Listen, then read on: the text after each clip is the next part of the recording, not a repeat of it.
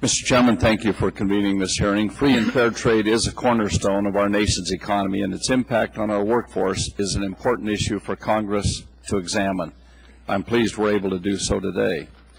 I've always believed that free and open markets comprise a rising tide meant to lift all boats. In our rapidly expanding global economy, for the United States to remain competitive, we must have a prominent seat at the table of free trade. And in fact, our nation's working men and women depend on us to help ensure that seat at the table. And that's not just rhetoric, it's reality. Just consider these facts. In 2005, U.S. goods and services exports accounted for more than 10% of our gross domestic product and 20% of our economy's overall growth. U.S. jobs supported by the export of goods pay an estimated 13 to 18% more than the national average. And according to the Institute for International Economics, if the remaining global trade barriers are eliminated, U.S. annual incomes could increase by $500 billion, adding roughly $4,500 per household. Let's be clear. If we relinquish our seat at the table, scores of American industries dependent on marketing their products to the international community, including manufacturing, agriculture, and other key industries, will suffer, and so will their workers. And I'm not about to let that happen, and I'm hopeful Congress moves to extend the President's trade promotion authority when it's due to expire this summer. Reducing trade barriers abroad will give our farmers, ranchers, manufacturers, and service providers better access to the 95% of the world's customers living outside our borders, and extending this authority is an important step toward making that happen.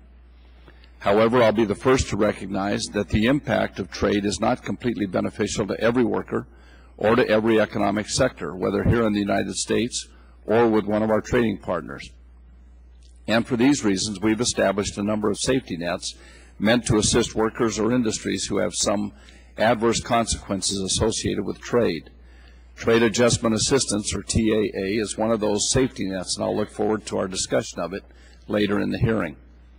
While I'm open-minded to potential reforms in the TAA program, just as I am sure my friends on both sides of the aisle are open-minded to the benefits in extending a trade promotion authority, I believe one of the more meaningful ways we can address and help stem some of the trade's more adverse consequences is by reforming programs that train and retrain our workforce.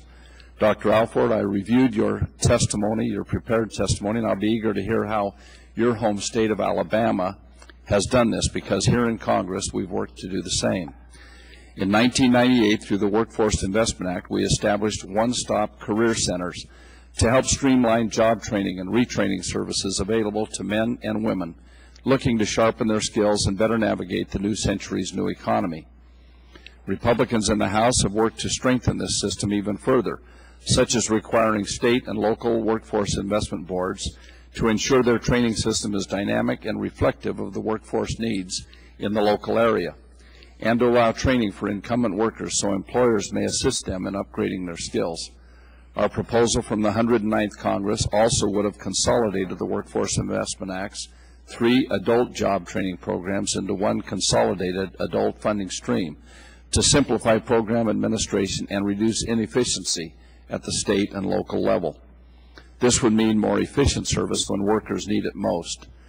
Mr. Chairman, in the last Congress, this committee advanced a job training reform bill early on in the first session, and I'm hopeful we will again in this year.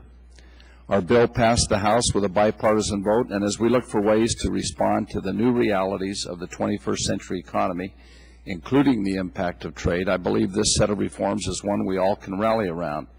Therefore, I hope this panel moves expeditiously on job training reform. Once again, thank you, Mr. Chairman, for bringing us together for today's hearing, and I look forward to hearing our witnesses' testimony and the discussion that will follow.